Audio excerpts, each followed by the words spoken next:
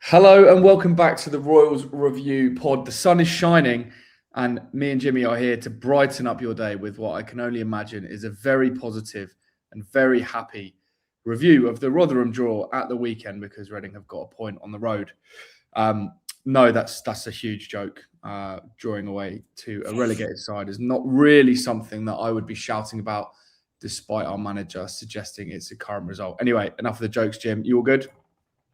Yep, all good, all good. I think I'm just fully over football this season.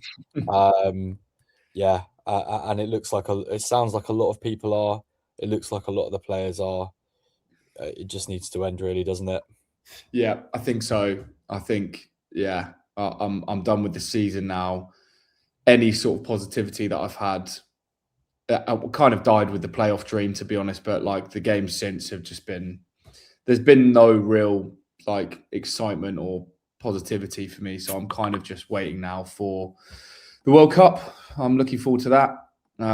But until then, yeah, I kind of just want the League One season particularly to be finished because yeah, it's not great. But let's talk about that then. Anyway, let's look at the Rotherham game. 1-1. I guess like during the season, we probably would have taken that, but given that Rotherham are down, I mean, I know we had nothing to play for, but it just doesn't feel great, does it?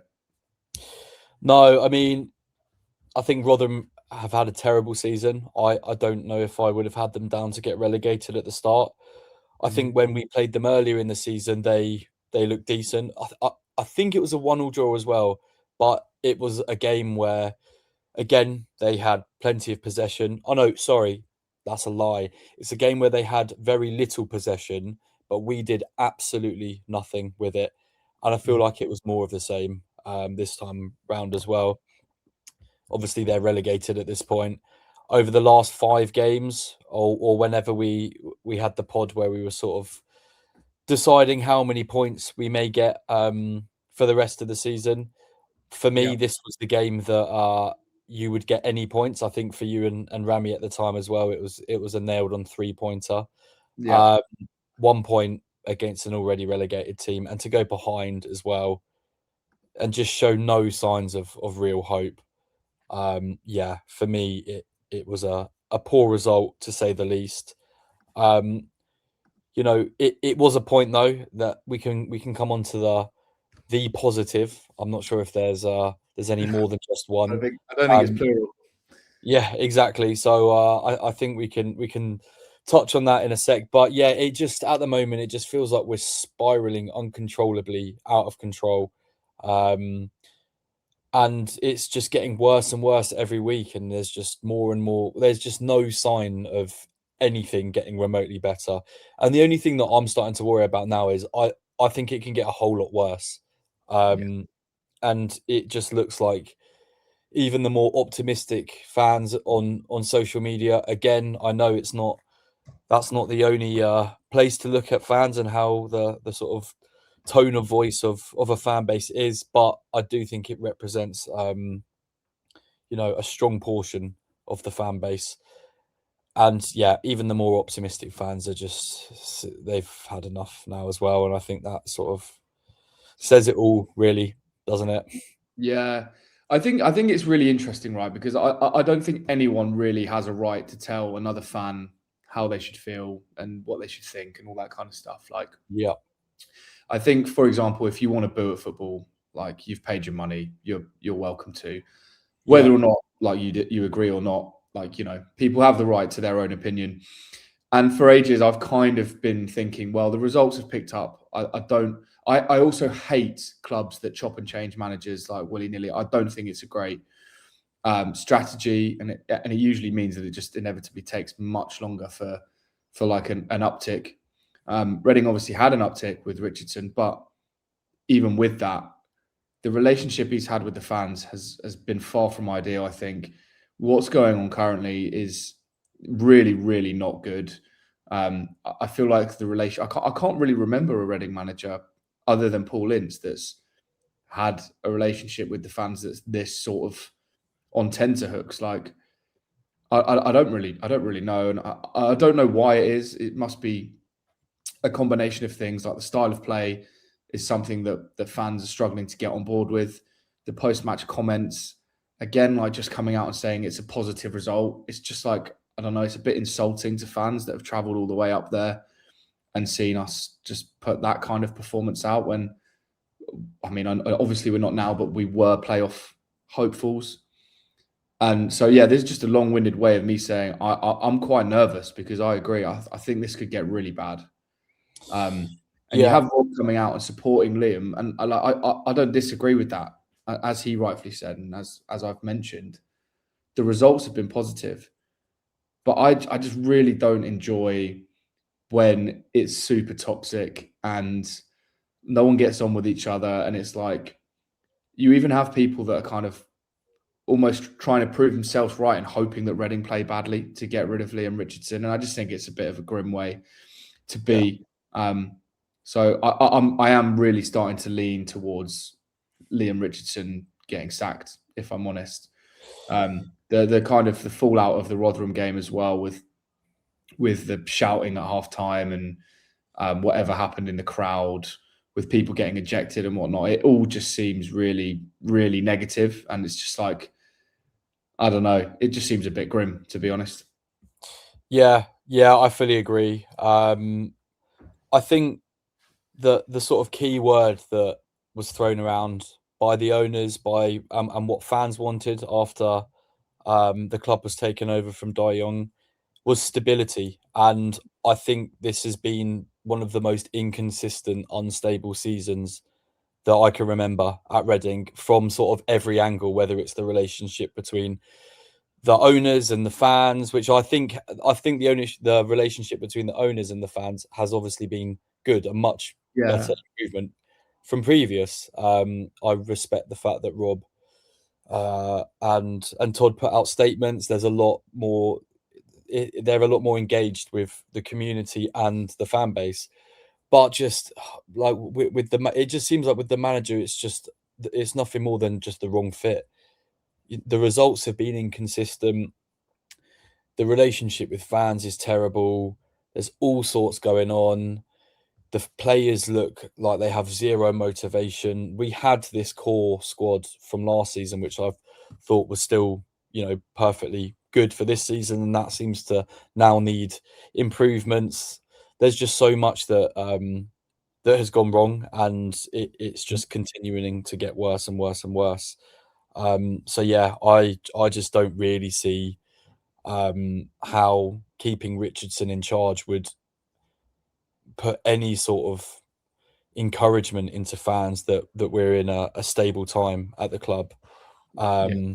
Yeah, it's just not good at all. No, it's not. And I kind of wanted to expand on the core group of players that you mentioned because I completely agree. And we've spoken pretty much since we started this podcast about how important that is and how good the likes of Pereira and Wing and Savage are to this team. And you can throw in like Pordy and Derek and all the other kind of guys that have been in there this season. I mean, I don't really know why half of those players would stay next season. I know, I mean, the obvious reason is they're under contract, but if offers come in for them, I don't really know if we can put forward that strong a case to keep players if they're not getting played in the positions they want to play. They're not being deployed how they want to be deployed. The fans are supportive of the players for sure, but they still have to play in front of fans that are booing and being negative. And like, yeah, I don't know. It just doesn't seem like what a player would want to hear, to be like, you know what, yeah, I'm gonna stick around, because a lot of those players as well that I mentioned, like Pordy, who said in his sort of post-match interview last week, I think, that he joined Reading to get promoted. And now that's obviously not happened. And we are going to finish this season, unless something drastic happens in our final game, just on the downward spiral. And that, yeah, it just worries me, to be honest, because not only do the senior players who joined and have stuck around to get promoted probably look at it and think, are we going to go up next year? The young talent that we've got, like Savage, who probably could play at a high level, is probably not going to want to stick around, because it's not like we are banging on the door of promotion and really being confident, like, well, next year we'll definitely go up because like we've got a squad that's primed and ready. So yeah, that worries me. That's half the pod that we've spoken about that. Should we move on? Yeah. I mean, I can carry on moaning, but there's no point really, is there? Well, let's talk about the one positive from the Rotherham result, and I hope you agree. I think it's Kyrie was back-to-back goals now, goals in back-to-back games, and his relationship / working relationship with Paddy Lane. I thought they probably looked our biggest threats. And again, yeah, as I said, Kyrie were on the score sheet for the second time in as many games. What did you make of those two? Yeah, I mean, like, I fully agree to start off with. I think both of them played really well. DK, especially back-to-back goals, can't complain there. He looks like a real threat. Paddy Lane, yeah, I mean, he probably should have got on the score sheet as well. There were some mistakes made, but overall, I think it's an improvement to what we've seen, and I think he's had a particularly tough season. But he has done it in this league before, and I think the two of those will be key next season. So yeah, now that they've sort of had a season to settle in, time to really hit the ground running, and get the best out of them. So it is nice to see that, although it looks like some players are sort of checked out already, that there are players sort of fighting for for their place in the team, I guess, and showing that they can do it at this level, which I personally appreciated watching. Mm-hmm. But just the one thing, and sorry to twist it again onto something negative, when we equalised, like, there was just not one bit of like celebration on pitch from the players, and that kind of took away anything positive about it. I thought it was a great goal. It was well worked as well, but just to have nothing to celebrate when your team's equalised, and to see the players' sort of mindset just like that, which I think is perfectly understandable as well. It's Yeah. just not what you want to see. Just like I said in the last point, it just doesn't fill you with any confidence that we're gonna progress. Mm-hmm. Yeah. Yeah, it's tough. Well, I'm going to ignore it and go back onto the positives just Yeah, for the please do. sake of this pod, if anyone is even still listening after the negative start. But I think Kyrie was proven again against Rotherham, but just generally the season has probably potentially been one of the signings of the season. Actually, it's impossible to say that, isn't it? Because we signed Jack Marriott this season, and without him, we've been in a lot of danger, to be honest, but that's a story for another day. But he's looked like a real threat throughout, and I know people thought that Paddy Lane was going to be that, and it's positive that we're starting to see that now. But in all honesty, we haven't seen that until probably too late this season. But hopefully he can kick on. But yeah, I've just been very impressed with Kyrie, and I'm kind of glad that he's started to add goals to his game because, yeah, he's had quite a few chances in games this season and blasted it over the bar. He's probably getting to work with James Beattie a little bit more, or just practicing it because it's quite clearly working because he's found the back of the net in the last 2 games. So, yeah, I think he's actually been one of the big takeaways from this season. I think is that was good recruitment. In amongst some other players that that their recruitment probably can be questioned a little bit. He's undoubtedly, in my mind, been a good pickup. For sure. Fully agree. Well, I guess given that voting is now open, we should probably talk about your pick, or our picks, sorry, for the player of the season for Reading this season. Would have loved to have been having that chat with the playoffs on the horizon and be talking about lots of contenders. But for me, I think there's only really like 2, maybe 3 contenders for this award. But I'll let you go first anyway. And, I mean, you don't have to just say one. You can talk about a handful. But yeah, who stood out for you this season? Yeah. So in terms of player of the season, I think there's 3 names that are on my list: Lewis Wing, Jack Marriott, and Derek Williams. I thought they've all had pretty solid seasons. It's a shame, obviously, Marriott and Williams have seen injuries throughout the season. But for me, Williams, to start off with, I didn't expect him to be anywhere near as good as he is and as he's shown. I think, you know, when he has been injured, we've really missed him. So yeah, a fantastic pickup there. Jack Marriott and wing, I just don't really think much needs to be said. In fact, I was looking at the tweet that Reading put out, and Blue and White Wall, at Blue and White Wall, the comment that they've left on it, it literally hits the nail on the head for me. And it reads, Lewis Wing surely wins it. Yes, Marriott was great, but ultimately Wing has remained fit and consistent throughout the season. Without him, Marriott would have zero service. Without Marriott and Wing, we would be in a relegation battle. And I think that's pretty accurate.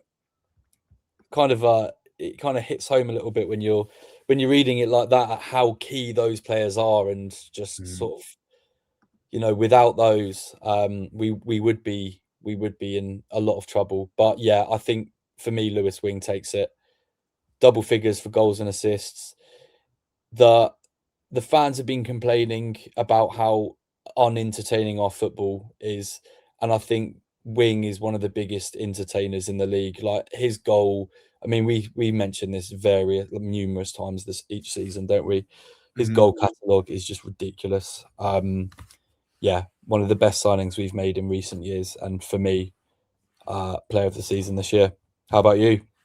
Yeah, that's kind of annoying because I'm Team Lewis Wing. I mean, I feel like I'm always Team Lewis Wing, but yeah, I don't really know if you can look past him, to be honest, for two reasons, and you covered both of them off, to be fair. One, he's played the most games of any player in this Reading team. He's played 45 times in League One, like just coming up, or get over 4,000 minutes when he plays at the weekend. 11 goals from defensive midfield, 11 assists. Like, the numbers are ridiculous. And yeah, I actually just dread to think where we'd be as a team without Lewis Wing, because everything goes through him. He's our biggest creative outlet. He's our captain. He's our leader. Whatever you think about that, you cannot look at those numbers and suggest that without him we'd be any good, because I don't think that's the case. Obviously, Jack Marriott is in the chat too, but my biggest reason for not going for Jack Marriott is that he hasn't played enough games. 24 games, 20 starts, but played half the amount of minutes that the Wing has. Obviously has 16 goals and 3 assists. But yeah, I mean, I think availability is the best ability at this level, and Lewis Wing has definitely proven that. I've got a nice / very harrowing stat about what you mentioned there about the goals that Lewis Wing and Jack Marriott have provided. 64% of Reading's league goals this season have either been scored or assisted by Jack Marriott or Lewis Wing. So yeah, 41 of 64. So without those two, I mean, it doesn't work exactly like that, but 41 goals fewer for Reading if you took those two out, which is very alarming. I do want to give a shout out to Pordy, because I think he's been pretty solid. I think he's really good at this level. I'm not saying he's the complete player. I don't know if anyone in League One is the complete player, but I think he's very good at what he does. If you look at who scored, he's Reading's highest rated player. He's won 8 man of the matches this season. I think he has the highest aerial duel success rate in the league. It's all just things that you want from a senior centre-back. I think he's great at leading, and he'll be very good alongside Ben Ward or Derek Williams. But we'll have two experienced centre-backs, or Pordy and Ward. So I think he's been a good signing too, and he probably would make up my top 3. Pereira is probably the only other one that's knocking on that door, but he's always doing that because I think he's fantastic. And again, played loads of minutes this season, which is handy. But yeah, I can't look past Lewis Wing, to be perfectly honest. It has to be him, in my opinion. Yeah, fully agree. Yeah, he's key to this squad. Without him, yeah, we'd be in big trouble. Yeah, completely agree. Cool. All right. Well, we'll probably chat a little bit more on that next week, or in the aftermath of next week, once the season is fully over. Yeah. I can't imagine our decisions or choices will change, but just in case, I'm sure we'll pick that up when Rami's back. One more game to go then. Blackpool at home. I hope it's a positive day out. No promises, but hopefully Reading can end the season on a win and give us something to cheer about before we end for the summer break. But yeah, until then, try as hard as you can to enjoy it. I'm sure there'll be plenty going on social media that we can all get involved in over the next few weeks. We can start with some transfer content, which I know you love, Jim, and I'm already looking forward to the start of next season and more importantly, the end of this season. But cheers for joining as ever, Jim, and thanks to anyone that's listening. We'll catch you next time.